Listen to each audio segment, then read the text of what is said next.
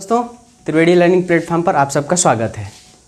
दोस्तों, आज से हम भारतीय संविधान और राज्य व्यवस्था का नया सब्जेक्ट शुरू करने जा रहे हैं। दोस्तों, यह सब्जेक्ट आपके सभी परीक्षा के लिए बहुत महत्वपूर्ण होगा, चाहे आप आरओ देने जा रहे हों, एआरओ देने जा रहे हों, या पीसीएस देने जा रहे हों, यूपीएसआई देने जा रहे हों, या कोई भी आप वनडे एग्ज़ाम की तैयारी कर रहे हैं जिसमें संविधान से संबंधित प्रश्न पूछे जाते हैं, वो आपके लिए इम्पॉर्टेंट होगा ये। और इसमें आज मैं आपके सामने एक लाया हूँ भारत में संवैधानिक विकास से संबंधित टॉपिक। दोस्तों, भारत में संवैधानिक विकास का क्या मतलब है, इसका क्या अर्थ है? इसका मतलब ये है कि जो हमारा संविधान है उसके मूल्य, उसके आदर्श, जो हमारी संवैधानिक संस्थाएं हैं उनका विकास, जैसे कि समानता है, एकता है, अखंडता है, बंधुता है, लोकतंत्र है, उनका विकास जो हमारे संविधान के आधार हैं, बेस हैं।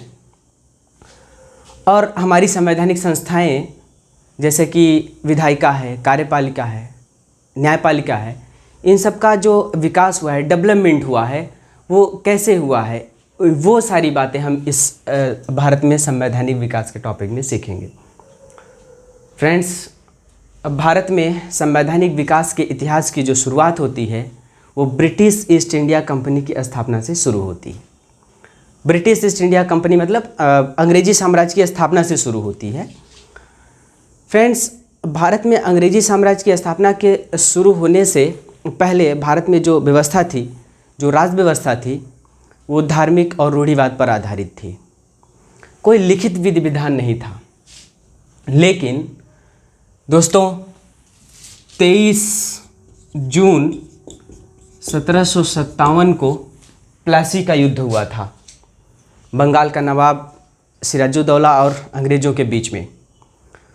और इस युद्ध के बाद एक और युद्ध जो बहुत महत्वपूर्ण है वो हुआ था 22 अक्टूबर 1764 को, बक्सर का युद्ध इसे कहते हैं।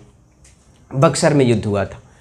इस युद्ध के बाद ब्रिटिश कंपनी को बंगाल, बिहार और उड़ीसा में भी शासन संचालित करने का मार्ग मिल गया, रास्ता मिल गया। और उसके बाद से ही भारत में संवैधानिक विकास की शुरुआत होती है। दोस्तों, भारत में जो संविधान स्थापित है, इस संविधान की स्थापना के ठीक पहले ब्रिटिश सरकार ने कई चार्टर, कई एक्ट, कई ऐसे अधिनियम पारित किए हैं जो हमारे संविधान का मूल आधार हैं, बेस हैं। और इसकी शुरुआत होती है ब्रिटिश ईस्ट इंडिया कंपनी की स्थापना से, जिसकी स्थापना 1599 ईस्वी में इंग्लैंड के व्यापारियों के एक समूह ने किया था। उस समूह का नाम था मर्चेंट एडवेंचर दल। मर्चेंट एडवेंचर दल, मर्चेंट एडवेंचर दल समूह का नाम था और इसकी अध्यक्षता लॉर्ड मेयर कर रहे थे। लॉर्ड मेयर इसके अध्यक्ष थे। और इसी दल ने ब्रिटिश ईस्ट इंडिया कंपनी की स्थापना की थी। फ्रेंड्स, शुरू में इसका नाम ब्रिटिश ईस्ट इंडिया कंपनी नहीं था। शुरू में इसका नाम अंग्रेजी ईस्ट इंडिया कंपनी था, या इसी को कहते थे the governor and company of merchants trading into the east. Friend, इसका नाम the governor and company of merchant and trading into the east था। 1833 में इसका नाम बदलकर ब्रिटिश ईस्ट इंडिया कंपनी कर दिया गया। फ्रेंड्स, इसी कंपनी को 31 दिसंबर 1600 ईस्वी को इंग्लैंड की महारानी एलिजाबेथ प्रथम ने एक राजाज्ञा दिया भारत और पूर्वी देशों के साथ व्यापार करने के लिए। वही 1600 ईस्वी का राजलेख कहलाता है।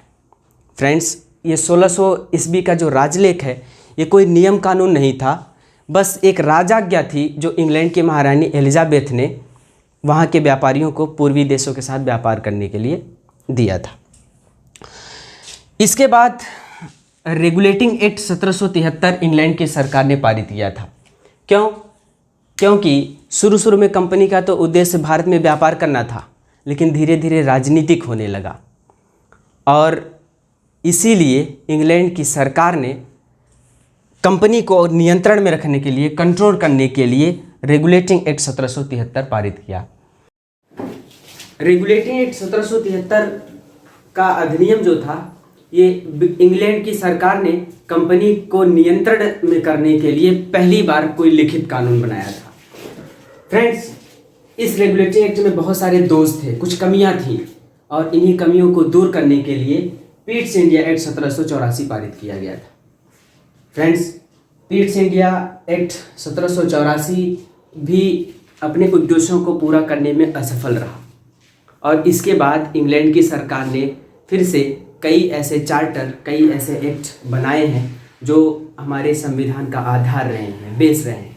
जैसे कि राजलेख 1793 पारित किया, फिर राजलेख 1813, 1833, 1853।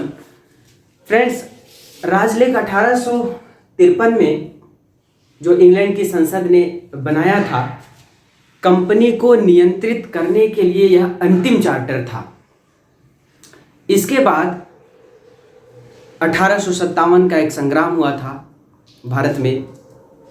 फ्रेंड्स, ये 1857 का संग्राम कंपनी के 150 शासनकाल की नींव तक हिला के रख दिया था और इसके बाद इंग्लैंड की सरकार के हाथ में भारत की पूरी सत्ता आ गई।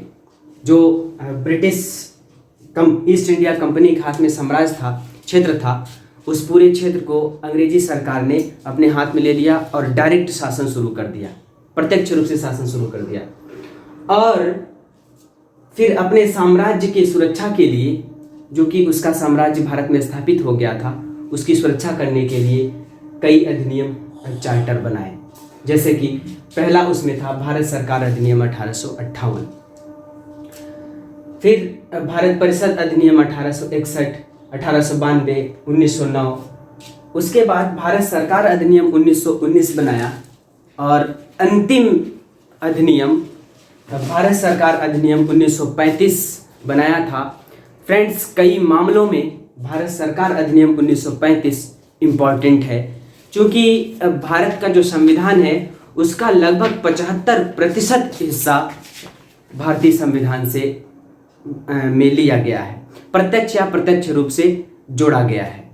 दोस्तों, हम सभी एक्ट के बारे में पढ़ेंगे, चाहे वो कंपनी के मामलों में नियंत्रण स्थापित करने के लिए हो या साम्राज्य के हितों की सुरक्षा करने के लिए हो। सब एक्ट्स को बहुत डिटेल में, एकदम डीप में पढ़ेंगे और समझ के पढ़ेंगे। फ्रेंड्स, इन एक्ट्स को हमें रटना नहीं है, समझना है। इन्हें समझेंगे कैसे? कहने को तो ऐसे हम बता देंगे कि रेगुलेटिंग एक्ट 1773 ये है और इसमें फला फला प्रावधान है, तो प्रावधानों को रटना नहीं हमको। देखिए फ्रेंड्स, कोई कानून अगर बनता है तो उसका संबंध तत्कालिक समय के इतिहास से या समस्याओं से रहता है। अगर समस्या है तो कानून बनता है, इसीलिए समस्याएं पैदा हो जाती हैं।